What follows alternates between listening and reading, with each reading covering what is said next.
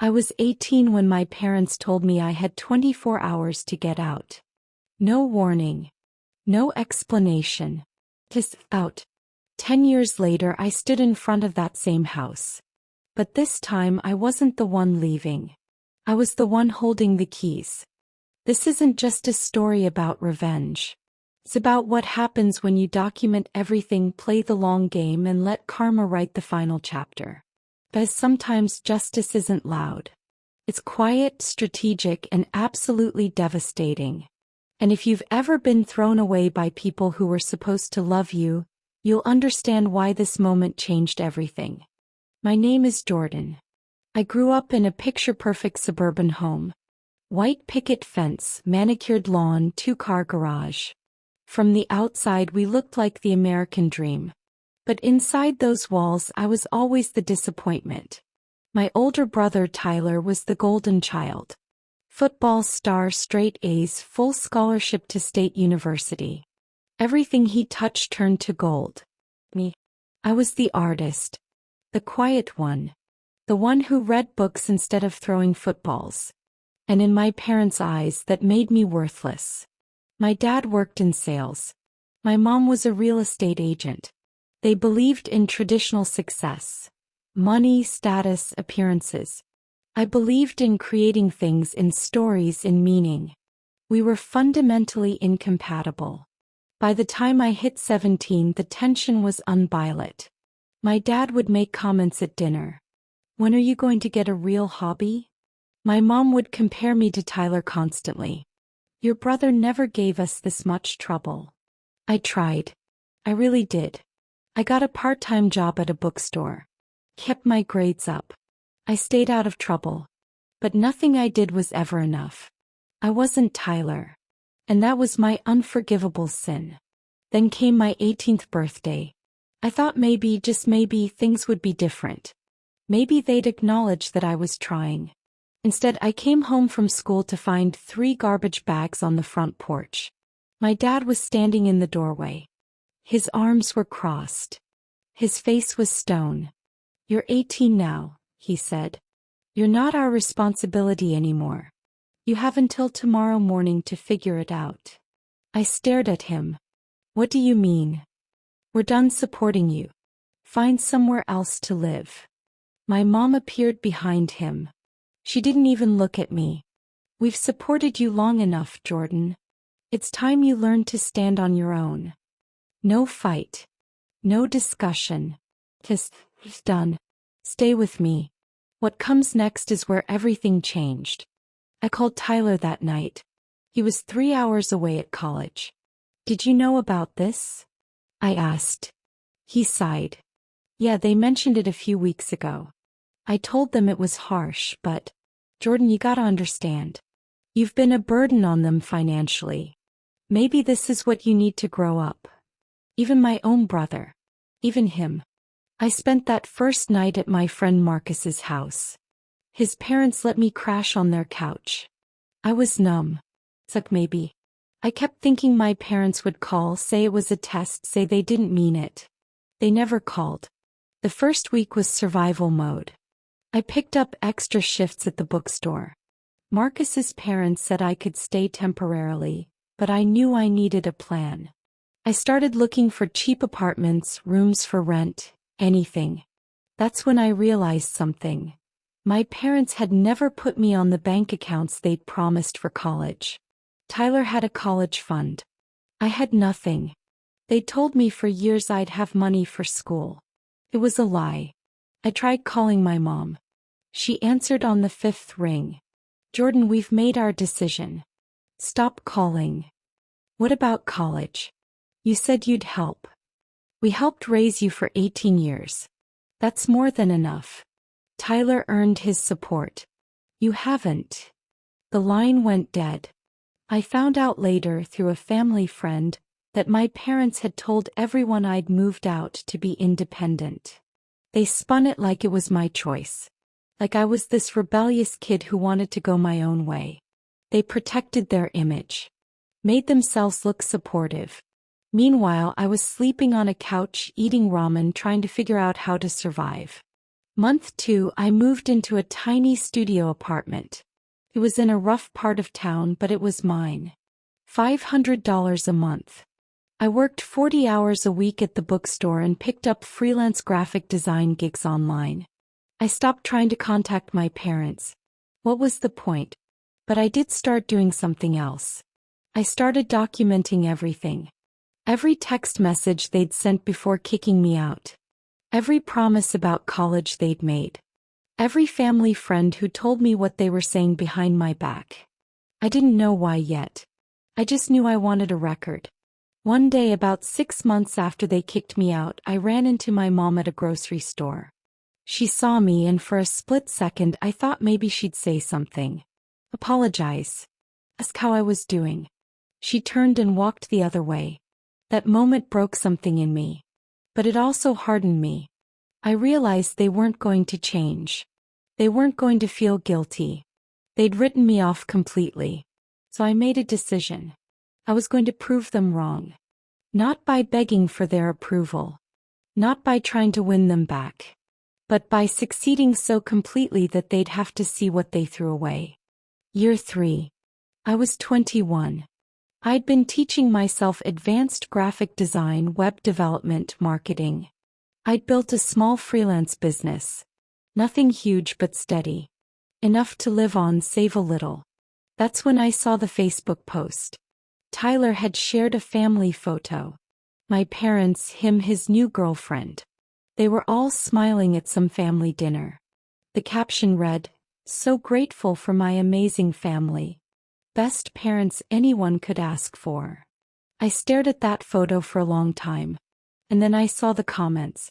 Family friends congratulating them. Talking about what a great family they were. How proud they must be of Tyler. Not one mention of me. Not one. Like I'd never existed. I closed the laptop. I sat in my tiny apartment. And I thought, they don't get to erase me. That night I made a plan. Not an emotional, impulsive plan. A strategic one. I was going to build something so undeniable that they couldn't ignore it.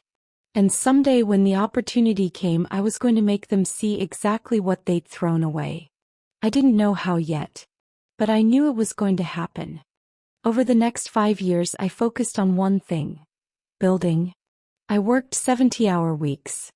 I took on every client I could find. I learned video editing, social media marketing, brand strategy.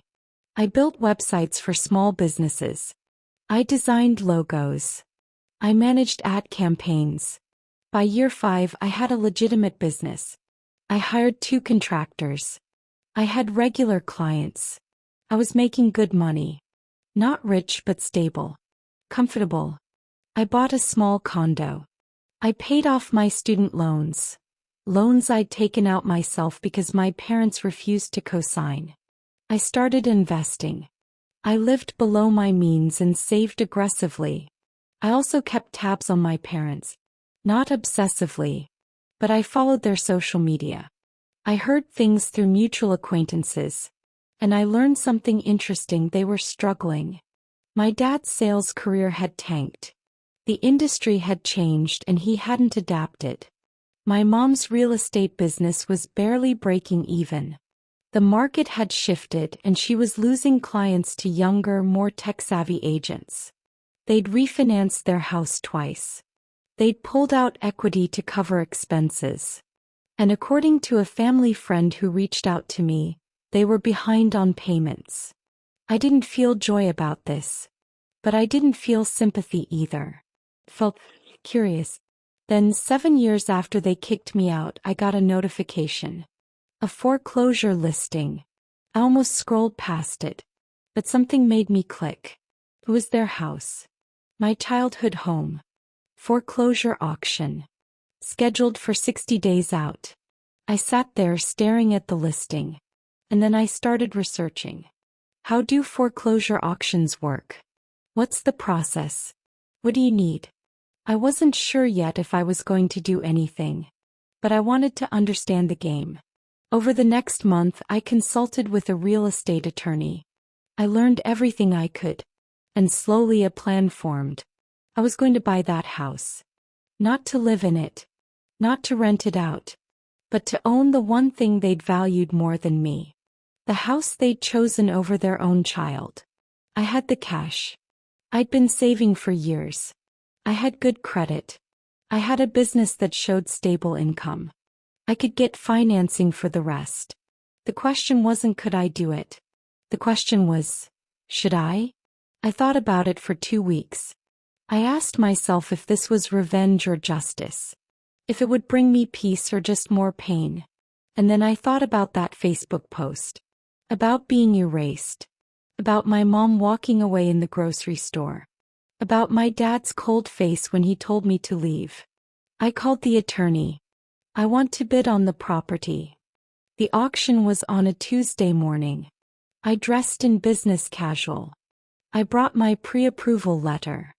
I brought my cashier's check for the deposit. I didn't tell anyone what I was doing. Not Marcus. Not my coworkers. Nobody. When I arrived at the courthouse, there were maybe a dozen people there. Other investors. A few curious neighbors. And then I saw them. My parents. They were standing off to the side looking defeated. My dad's face was gray. My mom looked like she'd been crying. Tyler was with them, his arm around my mom's shoulders. They didn't see me. I stood in the back. The auctioneer started. He explained the process. He read the property details. And then he opened the bidding. Starting bid was $180,000. The house was worth maybe $300,000 in good condition, but foreclosures go cheap. Someone bid $180,000. Another person bid $190,000. I waited. The bids climbed slowly. $200,000, $210,000, $220,000. At $230,000 it stalled. The auctioneer asked for more bids. Silence. Going once. I raised my hand. $240,000. Every head turned, including my parents. My dad's eyes widened. My mom's mouth fell open. Tyler just stared. The auctioneer acknowledged my bid. $240,000. Do I hear $250,000? Silence. Going once, twice, sold. To bidder number 12. I walked forward to sign the paperwork. My hands were steady. My heart was pounding, but my hands were steady. As I passed my parents, my dad grabbed my arm. Jordan, what the hell are you doing? I looked at him. 10 years of silence sat between us. Buying a house, I said calmly. This is our home. Was your home, I corrected. Tao, it's mine. My mom stepped forward. Jordan, please. We can figure something out. We can talk. Now you want to talk? The words came out sharper than I intended. 10 years. Not one word. Not one apology. And now, when I'm the one with the power, suddenly you want to talk. Tyler moved closer. Jordan, come on. Be reasonable. Reasonable. I laughed. It wasn't a kind sound. You told me I needed to grow up, Tyler. Remember? Well, I did. I grew up, built a business, saved my money, and now I'm buying assets. Seems pretty grown up to me. I signed the final paper. The clerk handed me a receipt. Congratulations, she said. I turned back to my family. My former family. You have 60 days to vacate. The sheriff will deliver the official notice. After that, anything left inside becomes mine. My mom started crying. Jordan, we have nowhere to go. You had a child with nowhere to go once, I said quietly. You told him to figure it out. So I suggest you do the same. I walked out of that courthouse. And I didn't look back. The 60 days were brutal. My phone exploded with calls. Voicemails. Texts. My parents begging. Tyler trying to negotiate. Family friends trying to guilt me. I blocked them all. One aunt managed to get through. Jordan, honey, I know you're angry, but this is cruel. They're your parents. They were my parents, I said. They stopped being that when they threw me out at 18. They made their choice. Now I'm making mine. But they're desperate. So was I. And no one cared then. I hung up. The eviction day came. I hired a property management company to handle it. I didn't want to be there. I didn't need that confrontation. But I did drive by later that evening. The house was empty. The keys had been surrendered. It was mine. I walked through it for the first time as the owner. It looked smaller than I remembered. Sadder. There were marks on the walls where pictures had hung. The carpet was worn. The paint was chipped. It wasn't the dream home anymore. It was just a house. I stood in my old bedroom. The tiny room where I'd hidden and read books and dreamed about escaping. And I realized something. I didn't want this house. I never did. I wanted the power. The vindication. But now that I had it, it felt empty. I listed the house for sale 3 months later. Fixed it up a bit, hired a stager, got professional photos. Sold it for $320,000. Made a decent profit. My parents moved into a small rental across town. Tyler helped them financially. I heard through the grapevine that they were barely speaking to each other. The stress had fractured them. I should have felt victorious. But mostly I just felt tired. About 6 months after the sale, I got an email. From my mom. The subject line was, "I'm sorry." I almost deleted it. But something made me open it. It was long. Rambling. She talked about how scared they'd been about money. How they'd projected all their fear onto me. How they'd convinced themselves I was a burden instead of their child. How they'd been wrong. How sorry she was. She didn't ask for anything. She didn't try to fix it. She just apologized. I read it 3 times. And then I closed my laptop and went for a walk. Here's the thing about revenge. It doesn't heal you. It doesn't undo the past. It doesn't make the pain go away. Buying that house didn't fix what was broken in me. It didn't make me feel loved. It didn't give me back those 10 years. A year later, I responded to my mom's email. I kept it brief. I accept your apology. But I'm not ready for a relationship. Maybe someday. Not now. She wrote back immediately. I understand. Thank you for even responding. That's more than I deserve. Tyler reached out separately. We met for coffee. It was awkward. But he apologized too. Said he should have stood up for me. Said he was young and stupid and scared of disappointing them. I forgave him. Not because he deserved it. But because I was tired of carrying the anger. I didn't forgive my parents. Not fully. Not yet. Maybe someday. But I stopped checking their social media. I stopped keeping tabs. I let them fade into the background of my life. So what did I learn from all of this? Lesson 1. Document everything. I kept records of every broken promise, every hurtful comment, every moment that mattered. And when the time came, that documentation protected me. It gave me clarity. It proved I wasn't crazy. If you're in a toxic situation, write it down. Screenshot it. Save it. You never know when you'll need it. Lesson 2. Success is the best revenge, but it won't heal you. I built a business, bought a house, proved them wrong. And it felt good in the moment. But it didn't erase the pain. Real healing came from therapy, from building a chosen family, from learning to love myself. The external victories mattered less than the internal work. Lesson 3. You don't owe anyone a relationship. Not even family. Especially not family who hurt you. Blood doesn't entitle people to your time, your energy, or your forgiveness. You get to decide who stays in your life. And it's okay to choose yourself. Lesson 4. Karma is real, but it's not always satisfying. My parents lost their house. They struggled. And yes, there was a part of me that felt vindicated.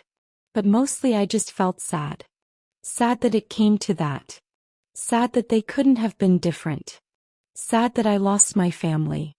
Revenge doesn't taste as sweet as you think it will. Lesson 5. You can rebuild. No matter how bad it gets, you can start over. I was 18, homeless, broke and scared. And I built a life anyway. Brick by brick. Choice by choice. If you're in a dark place right now, know this.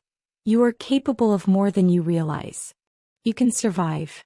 You can thrive. You can win. To recap, I was kicked out at 18. I built a life from nothing. My parents lost their house to foreclosure. I bought it at auction. They begged for mercy. I gave them the same mercy they gave me. None. I sold the house, took the profit and moved on. They apologized years later. I acknowledged it but kept my distance. Now, I'm at peace. Not because I got revenge, but because I survived. And that's the real victory. If this story resonated with you, if you've ever been underestimated or thrown away, drop a comment. Share your story. You're not alone. And if you want more stories about people who refuse to stay down, subscribe. New stories every week. You are stronger than you think. Don't let anyone convince you otherwise.